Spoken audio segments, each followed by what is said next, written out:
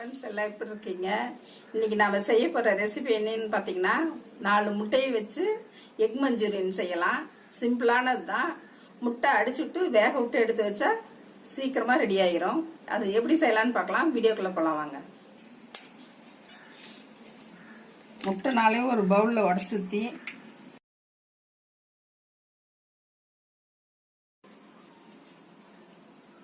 கொஞ்சம் மிளகுத்தூள்,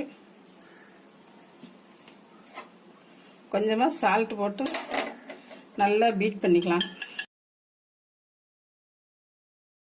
நல்லா கலக்கி வச்சாச்சு. ஒரு பாத்திரம் எடுத்து அதில் 2 ஸ்பூன் ஆயில் ஊற்றி நல்லா கையில் அப்ளை பண்ணுங்க. ப்ரஷ் இருந்தால் ப்ரஷ்ஷில் தேய்ங்க, இல்லாட்டி இப்படி கையிலேயே எல்லா பக்கம் படுற மாதிரி தேய்ச்சி விட்டு இந்த முட்டையை எடுத்து இதில் ஊற்றி ஒரு இட்லி பானை வச்சு அதில் குக்கரை வேக வச்சிடலாம்.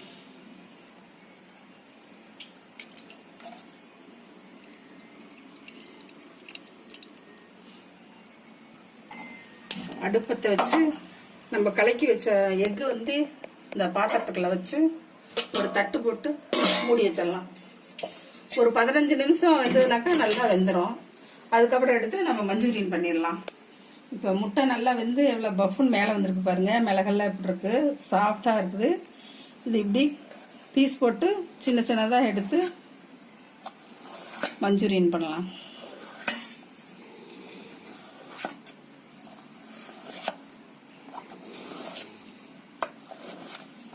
எவ்வளோ சாஃப்டா இருக்கு. இதே மாதிரி சின்ன சின்ன பீஸா கட் பண்ணி எடுத்துக்குங்க வெந்த முட்டைய. அப்புறம் மஞ்சூரியன் பொரிச்சிடலாம். மைதா 1 கப், கார்ன்ஃப்ளவர் 1 கப் எடுத்துக்கலாம். 1 ஸ்பூன் மிளகாத்தூள் எடுத்துக்கலாம். கொஞ்சம் சால்ட் எடுத்துக்கலாம். 3 நல்லா கலக்கிக்கலாம். மாவு கொஞ்சம் வாட்டர் ஊற்றி நல்லா கெட்டி பார்த்து கரைச்சிக்கலாம். ரொம்ப தண்ணியாட்ட கரைக்க கூடாது.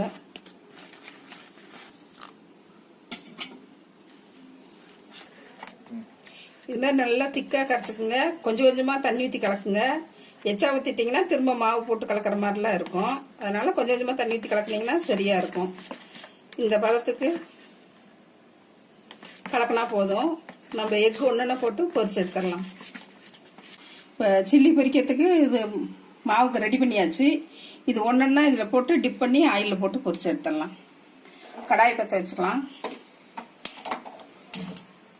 கடாய் காஞ்சதான் ஆயில் ஊற்றிடலாம்.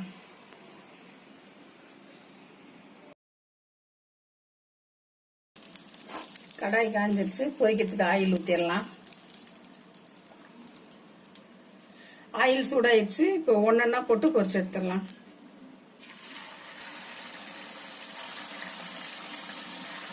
அடுப்பு கொஞ்சம் சிம்மில் வச்சே பொரிச்சு எடுத்தால் தான் நல்லாயிருக்கும், இல்லாட்டி கருகிடும். இப்போ இந்த சில்லி பொரிச்சு எடுத்து இப்படியே கூட சாப்பிட்டாலும் ரொம்ப டேஸ்ட்டாக இருக்கும். இருந்தாலும் மஞ்சூரியன் செஞ்சு சாப்பிட்டா அது வேறு நல்ல டேஸ்ட்டாக இருக்கும். செய்யலாம். பொரிஞ்சது நல்லா திருப்பி போட்டுருங்க. 2 பக்கம் வெந்தது எடுத்துடலாம். சீக்கிரம் வெந்துடும். முட்டை முதவே வெந்திருக்கு. முட்டை வெந்துருச்சு. இப்போ எடுத்துக்கலாம்.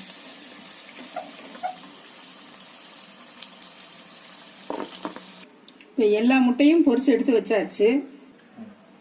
ஸ்டவ் ஆன் பண்ணி கடாய் வச்சிடலாம். ஆயில் ஊற்றிடலாம். ஒரு 3 ஸ்பூன் ஆயில் ஊற்றிடலாம். ஒரு 5 பல்லு பூண்டு பொடியாக கட் பண்ணி வச்சுருக்கேன், அதை போட்டுடலாம்.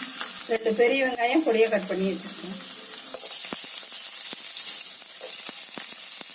பச்சை மிளகாய் 1 கட் பண்ணியிருக்கேன், அதையும் போட்டுடலாம். நல்லா வதக்கிடலாம்.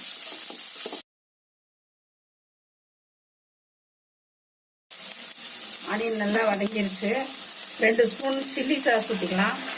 2 ஸ்பூன் டொமேட்டோ சாஸ் ஊற்றிக்கலாம். 1 ஸ்பூன் சோயா சாஸ் ஊற்றிக்கலாம்.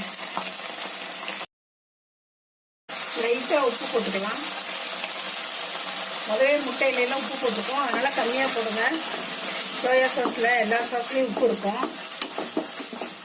ட்ரையாக சாப்பிட விருப்பம் இருக்கிறவங்க இந்த ஸ்டேஜில் கூட இந்த முட்டையெல்லாம் போட்டு கலக்கி தின்னுக்கலாம். கொஞ்சம் ஜூஸியாக வேணும்னா 1 ஸ்பூன் கார்ன்ஃப்ளவர் போட்டு கரைச்சி ஊற்றிக்கலாம்.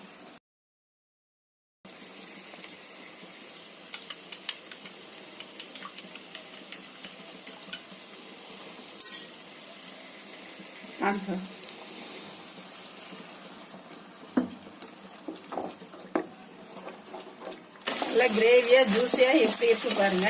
இப்போ நம்ம பொரிச்சு வச்ச மஞ்சூரியன் போட்டுருவோம். நல்லா பெரட்டி விடுங்க. முட்டையில எல்லா பக்கமும் படுற மாதிரி சாஸ் இதெல்லாம் கிரேவி எல்லாம் படுற மாதிரி பெரட்டி விடுங்க.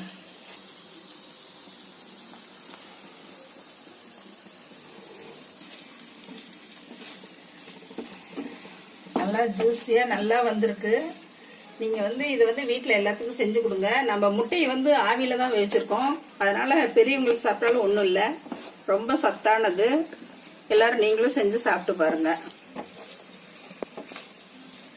இந்த ஜூஸ் எல்லாம் நல்லா முட்டையில இறங்கி நல்லா டேஸ்டா இருக்கும். சாப்பிட்டீங்கன்னாக்க நீங்களும் வீட்டுல எல்லாரும் செஞ்சு சாப்பிட்டு பாருங்க. சுவையான முட்டை மஞ்சூரியன் ரெடி ஆயிடுச்சு. கொத்தமல்லி தூவி இறக்கிடலாம்.